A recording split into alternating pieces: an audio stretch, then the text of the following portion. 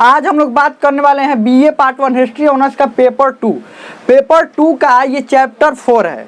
ये चैप्टर 4 का ये सब्जेक्टिव क्वेश्चन हम लोग देखने वाले हैं, क्योंकि इससे पहले हम लोग ऑब्जेक्टिव क्वेश्चन पूरा अच्छा तरह से कंप्लीट हो गया है। आपको पता है कि हम स्पेशल बैच के तहत पढ़ रहे हैं, जिसके तहत सबसे पहले चैप्टर कंप्लीट करते हैं, उसके बाद उसका ऑब्जेक्टिव क्वेश्चन, उसके बाद उसका सब्जेक्टिव क्वेश्चन, उसके बाद उसका मॉडल सेट जो कि टेलीग्राम ग्रुप में देते हैं। अगर टेलीग्राम ग्रुप अभी तक आपने ज्वाइन नहीं किए हैं तो उसका लिंक डिस्क्रिप्शन में मिल जाएगा टेलीग्राम ग्रुप का, या टेलीग्राम में सर्च करना है आपको हिस्ट्री टॉक और ये आपका टेलीग्राम ग्रुप मिल जाएगा और इसको ज्वाइन कर लेना। वहीं पर हम मॉडल सेट देते हैं। तो बात कर रहे हैं चैप्टर 4 का। तो चैप्टर 4 का ऑब्जेक्टिव क्वेश्चन तक हम लोग कंप्लीट कर लिए थे। अगर आपने नहीं देखा है तो उसका लिंक जो है इसी वीडियो के नीचे डिस्क्रिप्शन में दिया गया, वहाँ से देख सकते हैं, या इसी चैनल पर प्ले लिस्ट भी अलग से बना हुआ है, वहाँ से भी देख सकते हैं। तो चलिए हम लोग सब्जेक्टिव क्वेश्चन शुरू करते हैं। और इसमें सब्जेक्टिव क्वेश्चन मुख्य रूप से एक ही है, ध्यान रखिएगा।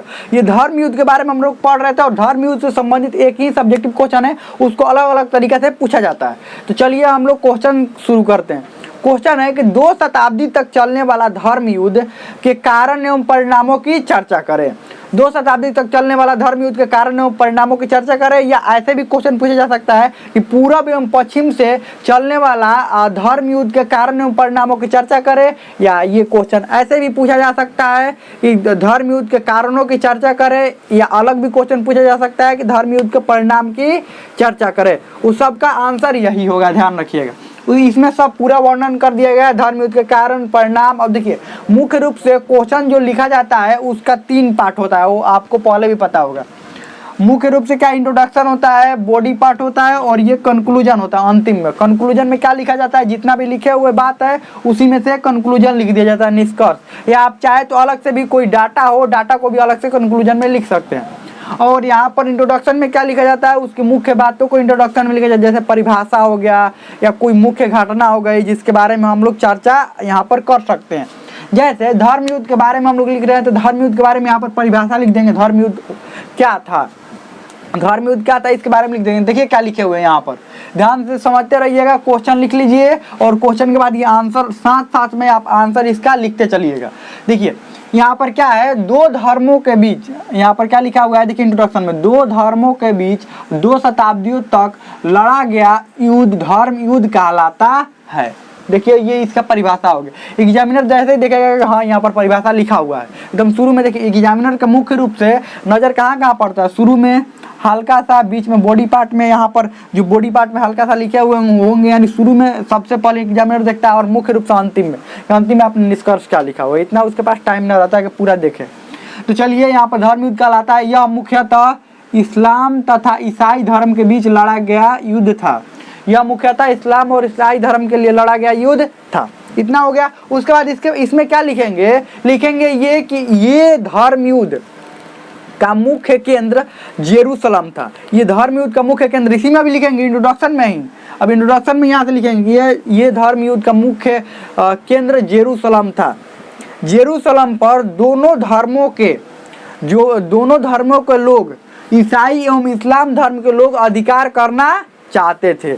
दोनों धर्म के लोग, ईसाई एवं इस्लाम धर्म के लोग इस पर अधिकार करना चाहते थे, क्योंकि दोनों धर्म की मान्यताएं यहाँ से जुड़ी हुई थी। दोनों धर्म की धार्मिक मान्यताएं लिख सकते हैं, धार्मिक मान्यताएं जुड़ी हुई थी। उसके बाद ये भी लिख सकते हैं कि ईसा मसीह का जन्म यहाँ पर हुआ था, इस्लाम धर्म की क्या संबंध है इससे। तो ये सब आप इंट्रोडक्शन में लिखकर इसको और बड़ा इंट्रोडक्शन कर सकते हैं। हम इसमें ये बताएंगे कि आपको आंसर लिखना कैसे है और आपको किन किन बातों को याद रखना है, ताकि एग्जाम में अच्छा तरीका से आंसर लिख पाएँ। और आंसर तो खुद से ही आपको लिखना होगा, ध्यान रखिएगा, आंसर खुद से। अब देखिए धर्म युद्ध के मुख्य और एक बात, यहाँ पर आप इंट्रोडक्शन लिख लिए ना, उसके बाद आपको अब बोले, हम जब भी आपको क्वेश्चन लिखवाते उसमें बोलते हैं, आंसर लिखवाते उसमें कहते हैं कि आपको डायग्राम मैप शामिल करना है आपके अपने आंसर में, अगर हो सकता है तो आंसर में शामिल करेंगे। तो क्या करेंगे, यहाँ पर देखिए डायग्राम क्या बना सकते हैं, यहाँ पर डायग्राम बना सकते हैं धर्म युद्ध।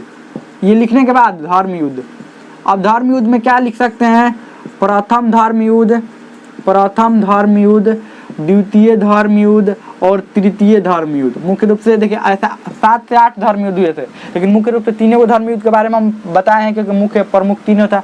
तो यहाँ पर इसका अगर याद है कि कब से कब तक हुआ था ईस्वी, तो ईस्वी लिख सकते हैं, नहीं तो 3 धर्म युद्ध लिख सकते हैं, ध्यान रखिएगा।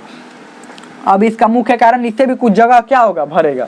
अब और एक बात, हम मैप बनाना चाहे तो आप मैप भी यहीं पर बना सकते हैं। जैसे जब धर्म युद्ध पढ़ा रहे थे उसमें मैप बनवाए थे, जेरूसलम का मैप बनवाए थे, उसके बाद इधर इटली का मैप बनवाए थे, इंग्लैंड का मैप उसी में बनवाए थे, भूमध्य सागर का मैप उसी में था। आप चाहे तो बना सकते हैं, हमारे बोर्ड पर उतना जगह नहीं है इसीलिए, नहीं तो हम बना दिए होते यहाँ पर भी। तो आप चाहें तो उसमें से वहाँ से भी देख सकते हैं। जब धर्म युद्ध वाला यही चैप्टर था ना, चैप्टर 4 में आप देख सकते हैं धर्म युद्ध वाला में मैप बनाए हुए हैं, तो वो मैप भी इसमें बना सकते हैं।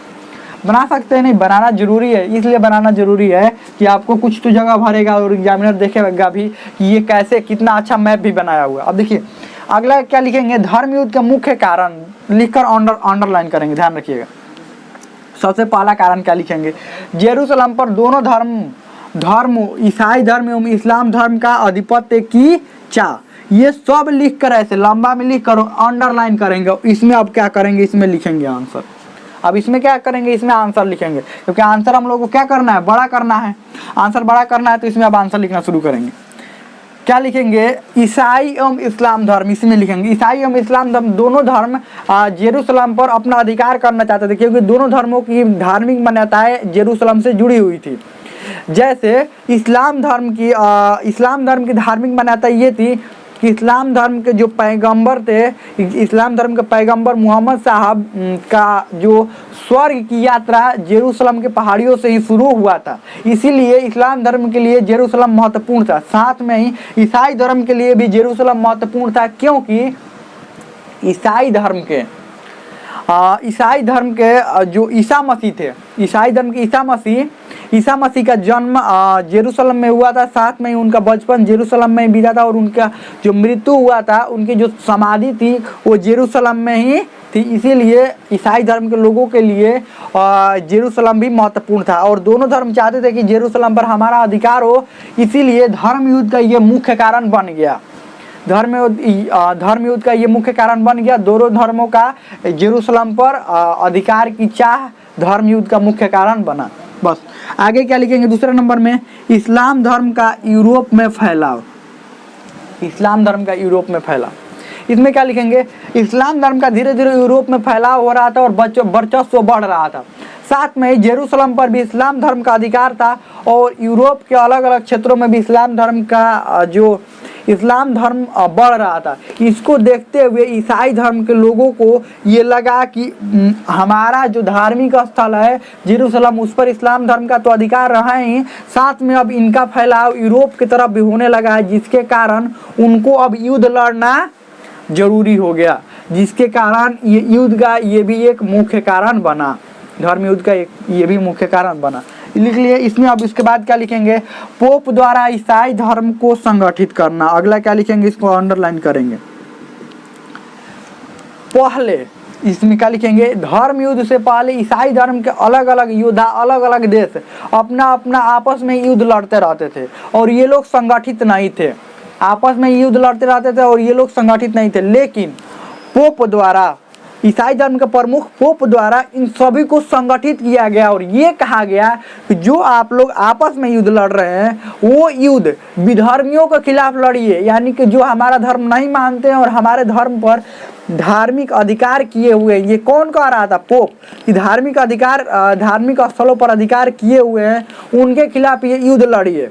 और पोप द्वारा ईसाई धर्म के लोगों को और ईसाई धर्म मानने वाले जो देश थे, जो योद्धा थे, उन सबको संगठित किया गया और एक जगह लाया गया, जिसके कारण वो लोग काफ़ी ताकतवर हो गए, और ये युद्ध का ये एक प्रमुख कारण बन गया, या ये ताकतवर हो गए। बस इतना भी लिख सकते हैं। उसके बाद लिख सकते हैं यहाँ पर यूरोप के कई देशों में ईसाई धर्म का विस्तार। यूरोप के कई देशों में ईसाई धर्म का विस्तार।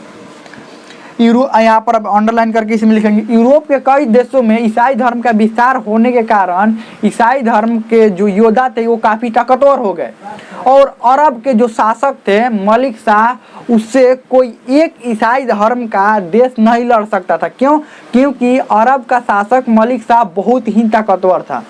लेकिन जब ईसाई धर्म का विस्तार कई देशों में हुआ, जैसे इंग्लैंड, इटली, फ्रांस, ये अलग अलग देशों में हुआ, और यहाँ के योद्धा जब पोप द्वारा संगठित किए गए तो ये काफ़ी ताकतवर हो गए, और अरबों से युद्ध करने के लिए ये लोग तैयार हो गए, जिसके कारण इनकी सेनाएं काफ़ी मजबूत हो गई और ये धर्म युद्ध के प्रमुख कारणों में से एक बन गए। बस ये हो गया मुख्य कारण। अब ये देख लेते हैं इसका परिणाम।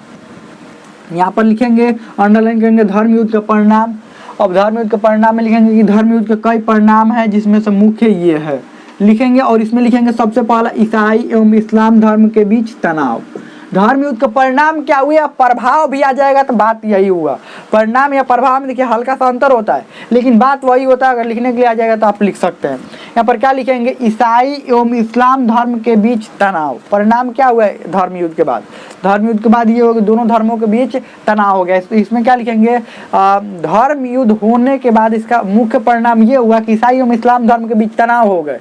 क्यों? क्योंकि ईसाई एवं इस्लाम धर्म के बीच कई युद्ध लड़े गए, जिसमें से बहुत सारे लोग मारे गए थे, बहुत सारे लोग मारे गए, बहुत सारे लोग इधर उधर चले गए, उनको अपने जगह छोड़ना पड़ा, अपना देश छोड़ना पड़ा, जिसके कारण ईसाई और इस्लाम धर्म के बीच काफ़ी तनावपूर्ण स्थिति रही। और एक बात, ईसाई और इस्लाम धर्म के बीच तनाव की स्थिति ये भी थी कि धर्म युद्ध के बाद कभी ईसाई धर्म का अधिकार हो जाता था जेरूसलम पर तो इस्लाम धर्म वाले विरोधी हो जाते थे, तो कभी इस्लाम धर्म का अधिकार हो जाता था तो ईसाई धर्म वाले विरोधी हो जाते थे, जिसके कारण धर्म युद्ध के बाद इन दोनों धर्मों के बीच तनाव चलता रहा। आगे क्या लिखेंगे, इस्लाम धर्म का यूरोप में विस्तार। क्या लिखेंगे, इस्लाम धर्म का यूरोप में विस्तार।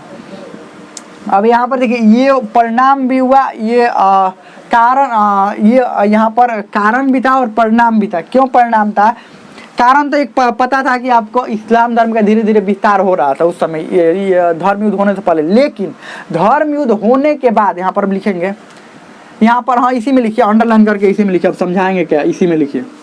धर्म युद्ध होने से पहले भी इस्लाम धर्म का यूरोप में विस्तार हो रहा था, लेकिन धर्म युद्ध होने के बाद इस्लाम धर्म के योद्धा काफ़ी, शुरू में तो इस्लाम धर्म हार गया था, पहला जो धर्म युद्ध हार गया था, लेकिन यहाँ पर लिखेंगे पहला धर्म युद्ध तो ईसाई धर्म के योद्धाओं द्वारा जीता गया, लेकिन उसके बाद आने वाले धर्म युद्ध इस्लाम धर्म के योद्धा जीतते रहे, जिसके कारण उनकी सेनाएं मजबूत होने लगी और उनके अंदर एक विश्वास की भावना आने लगी कि हम ईसाई धर्म के योद्धाओं से जीत सकते हैं, जिसके कारण वो लोग यूरोप की तरफ बढ़ने लगे और ईसाई धर्म के योद्धाओं से युद्ध लड़ने लगे।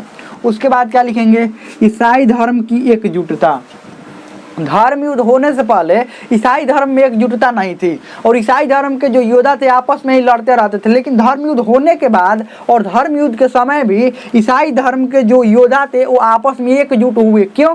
क्योंकि उनको अपने धर्म को बचाने के लिए युद्ध लड़ना था और सभी ईसाई धर्म वाले देश जैसे फ्रांस, इटली, इंग्लैंड, ये हंगरी, ये सभी देश एकजुट हुए और यहाँ के योद्धा भी एकजुट हुए। पोप की प्रतिष्ठा में वृद्धि। धर्म युद्ध के समय पोप की प्रतिष्ठा में काफ़ी वृद्धि हुई और पोप द्वारा कही गई बातों को वहाँ के लोग, ईसाई धर्म मानने वाले देश के लोग तथा वहाँ के योद्धा मानने लगे, जिसके कारण पोप के प्रतिष्ठा, जो कि ईसाई धर्म के प्रमुख थे, उनके प्रतिष्ठा में काफ़ी वृद्धि हुई। बस खत्म तो हो गया। ये था कारण, ये थे परिणाम, ये थे कारण था, ये थे परिणाम। और यहाँ पर आपको अब लिखना होगा निष्कर्ष। अब निष्कर्ष क्या लिखेंगे, धर्म युद्ध के, यहाँ पर लिखेंगे धर्म युद्ध के बाद काफ़ी महत्वपूर्ण परिवर्तन आए। यहाँ पर लिखेंगे निष्कर्ष में, धर्म युद्ध के बाद काफ़ी महत्वपूर्ण परिवर्तन आए, जिसमें से एक प्रमुख परिवर्तन ये था कि पूर्व और पश्चिम के लोग एक दूसरे को जानने और समझने लगे और एक दूसरे के सभ्यताओं के बारे में, एक दूसरे के ताकत के बारे में समझ गए, एक दूसरे के ताकत के बारे में समझने लगे।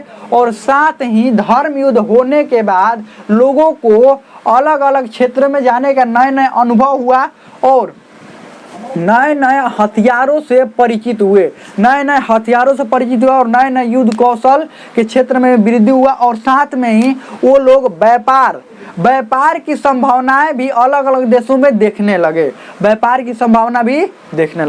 तो हमें लगता है कि बहुत अच्छा समझ में आ गया होगा। इसमें ऑब्जेक्ट ये चैप्टर 4 अच्छा से पढ़ा दिए, उसका ऑब्जेक्टिव क्वेश्चन भी करवा दिए, इसका सब्जेक्टिव क्वेश्चन भी करवा दिए और इसका मॉडल से टेलीग्राम ग्रुप में दे देंगे। और टेलीग्राम ग्रुप आप ज्वाइन कर लीजिएगा, जिसका लिंक इसी वीडियो के नीचे डिस्क्रिप्शन में दिया गया है। तो हमें लगता है कि बहुत अच्छा समझ में आ गया होगा। चैप्टर 4 पूरी तरह से कंप्लीट हो गया, तो हमें लगता है बहुत अच्छा समझ में आ गया होगा। इसमें कोई भी डाउट हो, कोई भी क्वेश्चन हो, आप कमेंट में पूछ सकते हैं। हमें तो समझ में आ गया होगा।